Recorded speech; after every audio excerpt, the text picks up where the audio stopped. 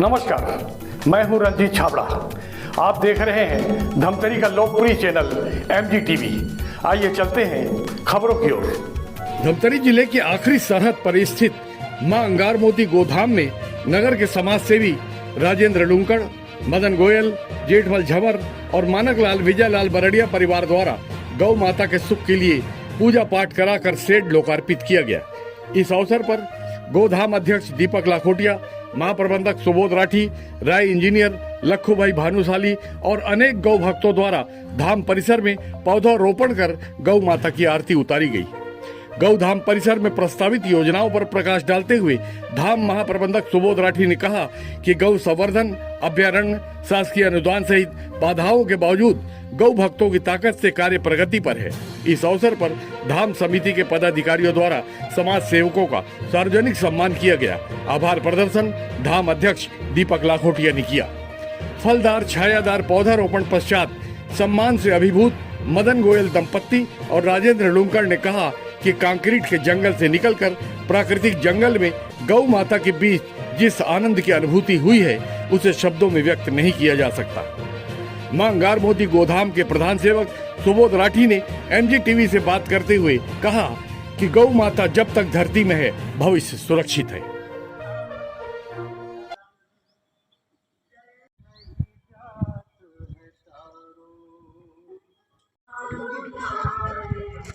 ऊपर का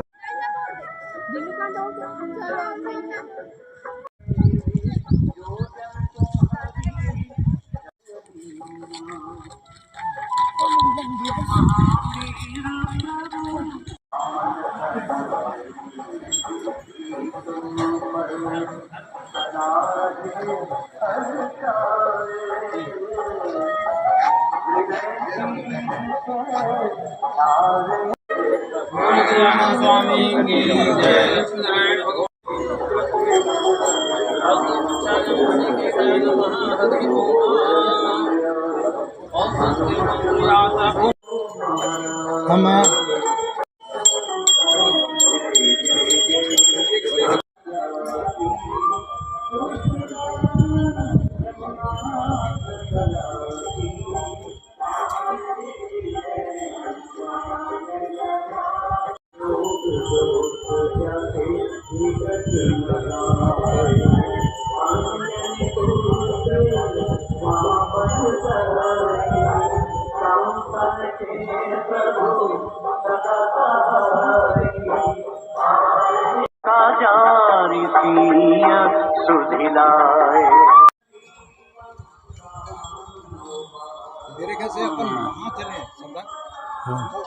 ओम अम्बे अंबिके अंबालिके नमान्यते कर्तनः ओम सुदीकां कांतिरवासनः ओम श्री गणेश अंबिकाभ्यां नमो नमः। ध्यानार्थं समर्पयामि। ये लोटे में जल है, 3 बार जल छिड़कते। ओम पाद्योपाद्यं जलम समर्पयामि, अर्घं समर्पयामि, स्नानियं जलम पंचामृत ओम पयोदधे घृतं मधु च सर्वार्था पंचामृत स्नानं समर्पयामि। पंचामृत प्रांतरे शुद्धोदक जलम पूरा शुद्ध जल। पंचामृत प्रांतरे शुद्धोदक जलम स्नानं समर्पयामि। सर्वभूतादिके सर्वे लोकनिकारणे परोपरातुभ्यं वाससी हृदय कृतां श्रीगणेश अंबिकाभ्यां नमो नमः। वस्त्रं सहितं समर्पयामि। यज्ञोपवीतं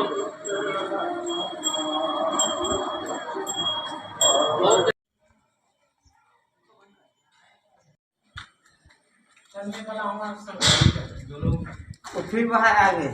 बैठे तब आती ना।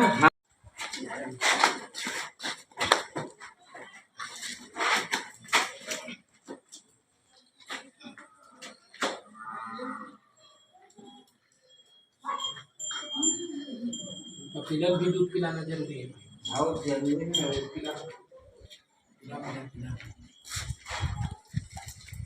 ये विश्व बच्चे कितने दिन तो ये आज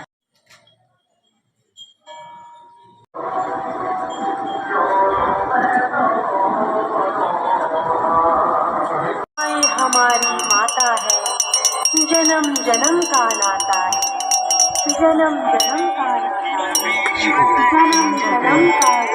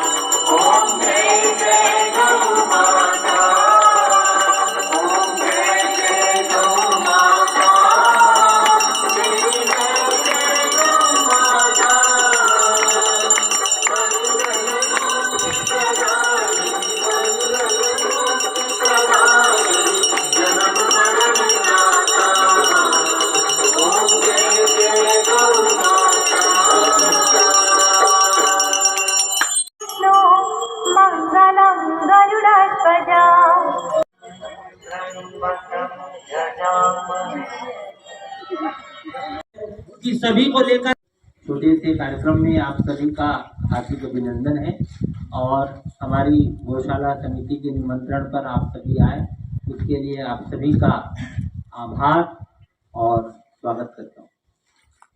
आप सब आज इस शेड के लोकार्पण और पौधारोपण कार्यक्रम में उपस्थित हुए हैं।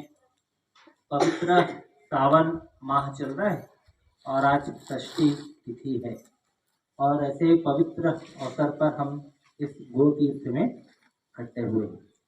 तो सर्वप्रथम मैं चाहूँगा कि हमारे गौशाला के पदाधिकारियों से आप सभी का परिचय हो।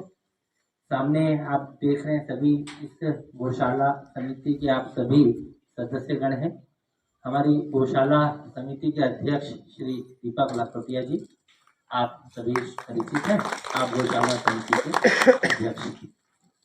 गौशाला समिति के उपाध्यक्ष श्री लखू भाई भानुशाली, आप सभी परिचित हैं। समिति के सचिव श्री देवेंद्र सवाई बाबू सवाई, सह सचिव श्री योगेश साहू, कोषाध्यक्ष श्री अमित अग्रवाल, साथ ही जो गौशाला समिति के सदस्य श्री हेमराज सोनी, श्री सत्यनारायण जी गुप्ता, श्री नरेंद्र जायसवाल, मैं स्वयं सुबोध राठी और कुछ हमारे वरुण राय, कुछ सदस्य हमारे आज नहीं आ पाए किन्हीं कारणों से।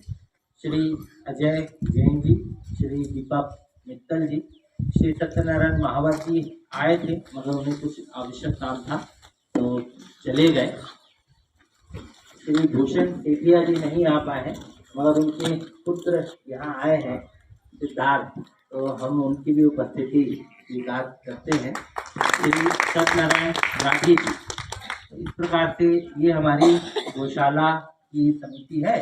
वर्तमान में श्री लक्ष्मण राव मगर जी, वर्तमान में हमारे 18 सदस्य हैं और 18 सदस्यों के माध्यम से इस गौशाला का संचालन हो रहा है।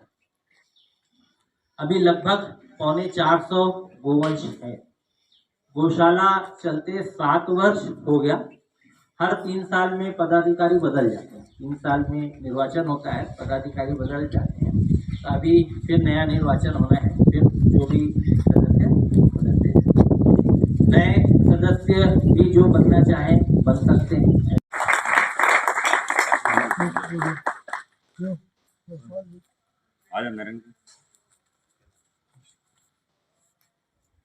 किन्हीं कारण से वह आज नहीं आ पाए, हम सब उनकी भी उपस्थिति। श्री राकेश गुप्ता जी को आप भी भाभी जी के साथ आइए और आपने मंदिर का संकल्प लिया। मंदिर का भी आपको विषय थोड़ा सा बताना चाहूंगा। आइए राकेश गुप्ता जी, हमने छोटा सा मंदिर की योजना बनाई और 2 लाख की योजना बनाई कि 2 लाख का मंदिर बनाएंगे। तो धीरे से ऐसा होता गया कि ये 10 लाख का मंदिर तैयार हो गया और अभी भी और भी खर्चे की संभावना है। तो दाऊ जी ये बोलते हैं जितना पैसा लगेगा तुम ले जाओ, मंदिर अच्छा दोनों साथ में ना, दोनों साथ में करना, ये सिस्टम बन गई। दुआ ना बाजू में भाई, तो साथ में है, बगैर जमीन कैसे होगा? इसका हम लोगों को जो सेवा प्रदान कर रहे हैं, डिजाइन कर रहे हैं, यहाँ ऐसा बनाना, ये करना, ऐसा करना, ऐसे आर्किटेक्ट के रूप में हमको जो निःशुल्क जो सेवा दे रहे हैं श्री दीपक राय जी, मैं उनसे भी अनुरोध करूँगा कि हम लोग बात कर रहे थे कि 3 दरवाजे हैं, तीनों सागौन के बनाने हैं। और ऐसी जब बात हुई तो विषय आया, उन्होंने बोला यार मैं बनवाऊंगा और आज वो बढ़ाई लेकर भी आ गए, तो नाप भी उन्होंने करवा लिया। तो आपका भी हम अभिनंदन करते हैं। राधे राधे राधे राधे जी को भी मैं बुलाना चाहूँगा। अभी उन्होंने अपनी पिताजी की जब उनका देवलोक गमन हुआ था उस समय उन्होंने 51,000 रुपये की राशि बुलाकर गौशाला को समर्पित की। साथ ही गौसेवक भी हैं, गाय भी उन्होंने गोद ली हुई है और समय समय पर हमें आर्थिक रूप से सहयोग करते रहते हैं। ऐसे श्री नहीं, वो अच्छी बात है, उनकी जो दिल की इच्छा है अच्छी। कैसा है और साथ में दंत मंजन, अमृत धारा, बाम हमने बनाया है जो हर प्रकार के दर्द में काम आता है। तो बाम है और ऐसे कुछ सामान आपके अवलोकन के लिए वहाँ रहेंगे। मैं आभार प्रदर्शन के लिए हमारे गौशाला समिति के अध्यक्ष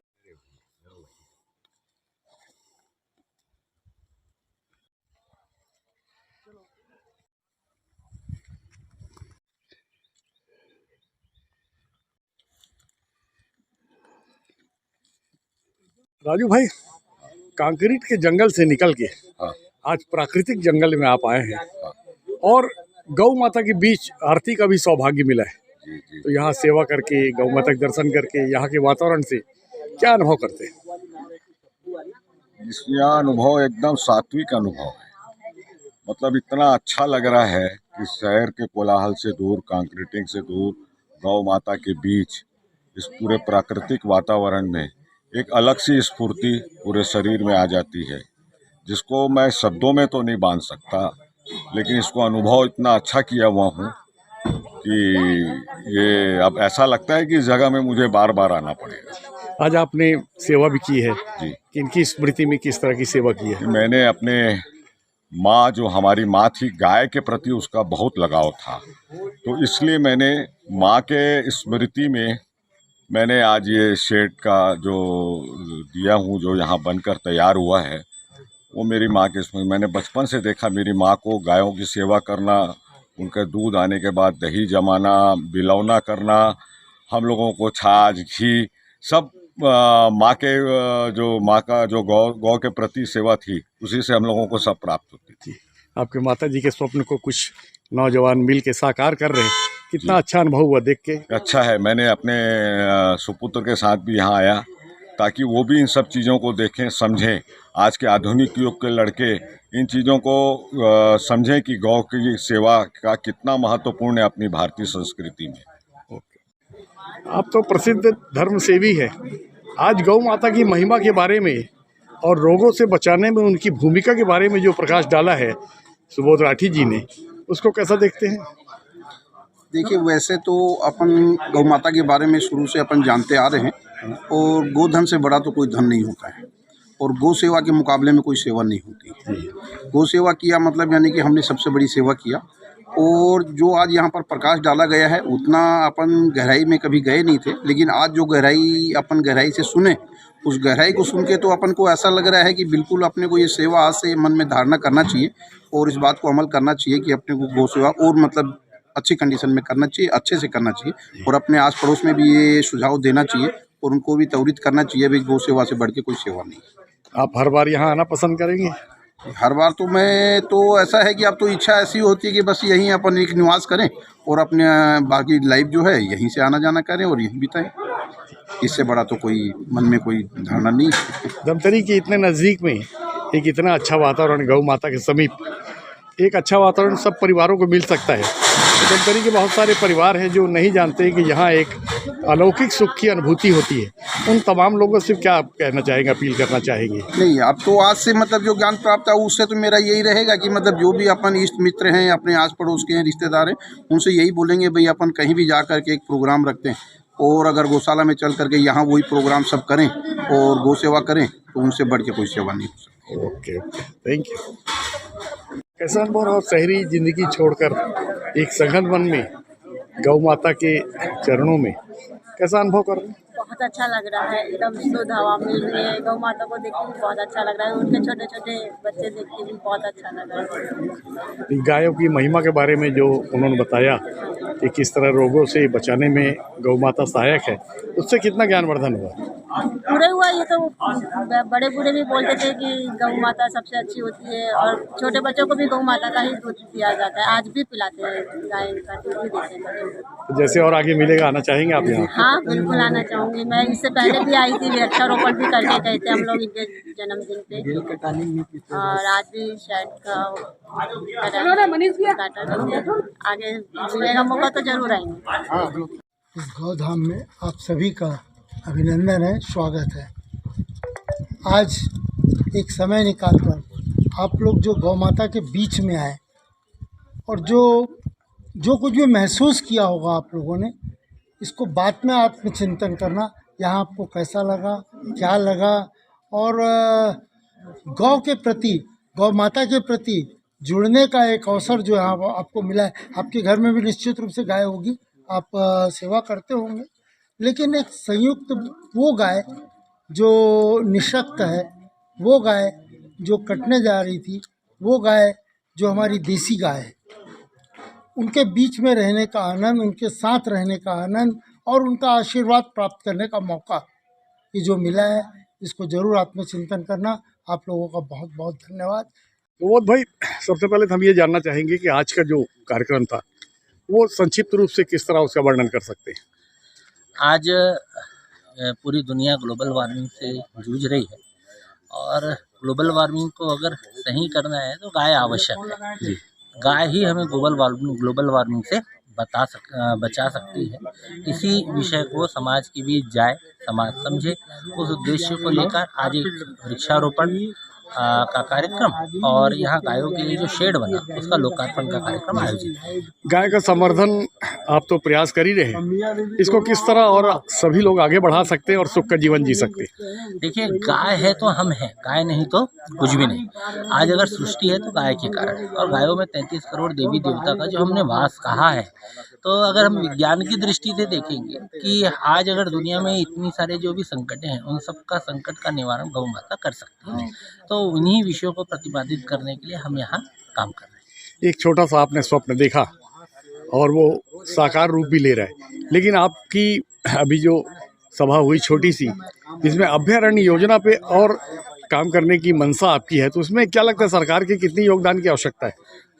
बगैर सरकार के सहयोग के तो हम उस चीज़ को नहीं कर पाएंगे, क्योंकि आसपास का जो क्षेत्र है वो वनों का क्षेत्र है, और अगर सरकार हमें सहयोग करती है तो निश्चित रूप से आने वाले समय में छत्तीसगढ़ का एक बड़ा गो अभयारण्य, जो न केवल छत्तीसगढ़ में बल्कि पूरे देश में एक मॉडल के रूप में जाना जाएगा, और हमारे जगदलपुर से लेकर रायपुर के बीच में जितना भी जो गौवंश जो सड़कों पे है, ऐसे गौवंश का स्थायी रूप से यहाँ आवास, उनका संवर्धन, वो काम हम यहाँ पे कर सकते हैं।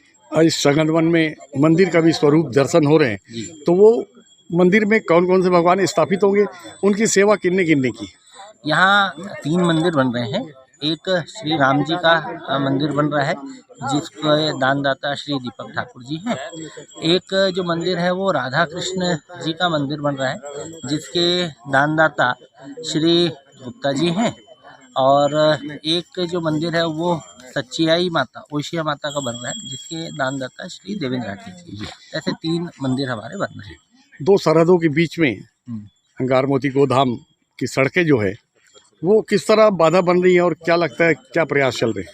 देखिए, सड़कों को लेकर हम काफ़ी परेशान हैं, और बालोद जिला और धमतरी जिला अनेक बार पत्राचार हमारा हुआ है, और इस विषय को लेकर अभी प्रशासन ने काफ़ी रुचि ली है, और हम ऐसा उम्मीद करते हैं कि इस बारिश के बाद जो ये सड़क का निर्माण है ये हो जाएगा। आपके यहाँ गायों की संख्या के हिसाब से लग रहा है कि सरकार के जो अनुदान है वो पर्याप्त नहीं हो रहा है, तो उसकी पूर्ति फिर कैसे कर पाएंगे? देखिए, अब गौ माता ही पूर्ति कराती है ना, और हमने तो शुरू में योजना बनाई, कभी हम थोड़ा 100 जब गौ माता थी तब भी व्यवस्था होती थी, आज 500 है तो भी व्यवस्था होती है, और आगे हमें विश्वास है जब 5000 हो जाएगी तो भी व्यवस्था होगी। समाज खुले मन से सहयोग करता है। लोग बाग गिर, साहिवाल और जर्सी गाय की तरफ ज़्यादा आकर्षित हो रहे, जबकि बताया जाता है कि हमारी छत्तीसगढ़ की कौशल क्षेत्र की कौशली गाय वो नया जीवन देती है, रोगों से निकालती है। आपकी क्या जानकारी है? देखिए, जर्सी HF तो गाय है ही नहीं, है ना, वो क्रॉस ब्रीड है, और उसे वैज्ञानिकों ने लैब में बनाया है, और वो एक प्रकार से सूअर की प्रजाति है जिसको हम गाय बोलते हैं। और रही बात जो भारत की जो अन्य प्रदेशों की जो गाय है, गिर है, साहिवाल है, थारपारकर है, कांकरेज है, राठी है, सभी गाय अपने आप में बहुत अच्छी है। भगवान ने क्षेत्र के हिसाब से गाय बनाई। हमारे क्षेत्र कोसल प्रदेश है, इसको कोसली गाय दी, मगर हम उसका संवर्धन नहीं कर पाए, हमने बराबर ध्यान नहीं रखा, तो कहीं ना कहीं हमारी गायों में अनेक विकृतियां आ गई, जिसके कारण दूध नहीं हो पा रहा। हम यहाँ पे संवर्धन का काम कर रहे हैं। दुर्भाग्य ये है कि आज तक ना तो शासन ना प्रशासन किसी ने भी कोसली पे काम नहीं किया। कोसली का सांड हम ढूंढने जाते हैं तो जल्दी से नहीं मिल पाता, तो हम कोसली पे संवर्धन पे काम कर रहे हैं, और आने वाले 3-4 साल में हम परिणाम लेंगे कि यही जो गाय जो सड़कों पे है ये 5-6 लीटर दूध दिया करेगी। आस्था की बात करें तो ये आपका जो क्षेत्र है, ये राम वनगमन के रूप में भी ये जाना जा रहा है, इसके बारे में क्या जानकारी मिल पाई? यहाँ जो बाजू में विश्रामपुरी टेकरी है वहाँ ऐसी किंवदंती है और उसके प्रमाण भी है कि वहाँ भगवान श्री रामचंद्र जी ने रात्रि विश्राम किया, रात्रि रुकी और नदी किनारे होते होते वो नगरी श्रृंगी ऋषि जी के आश्रम में गए थे। तो ये जो हमारी पावन भूमि है, ये वो भूमि है जहाँ भगवान श्री रामचंद्र जी के चरण रहे। भगवान श्री रामचंद्र जी ने अपनी एक रात इस क्षेत्र में बिताई है। तो निश्चित रूप से भगवान राम के चरण जहाँ पड़े वह क्षेत्र तो तीर्थ होना ही है। तो भगवान राम के चरण पड़े और गौ माता, तो ये एक तीर्थ के रूप में हम विकसित कर रहे हैं। अंतिम 2 प्रश्न है कि प्रशिक्षण केंद्र की भी आपकी योजना है और गुरुकुल आश्रम कैसा स्वरूप भी एक आपके दिल दिमाग में, वो किस तरह का होगा? तो हमारी योजना है कि गाय लोगों से जुड़े, गाय सड़कों पे ना रहे और गाय से 2 रुपये लोग कमा सके और गाय किसान से जुड़नी चाहिए। तो इसके लिए विविध हमारे प्रशिक्षण कार्यक्रम चलते हैं। गांव की जो समितियां होती है, जो गोठान की जो समितियां होती है, स्व सहायता समूह होते हैं, जो गौशाला संचालक है, जो किसान गाय पाल रहे हैं, ऐसे सबको हम गोबर गौमूत्र आधारित प्रशिक्षण देने का कार्यक्रम करते हैं। वो 2 दिन 3 दिन यहाँ रहते हैं और उन्हें पूरे हर प्रकार का प्रशिक्षण देते हैं।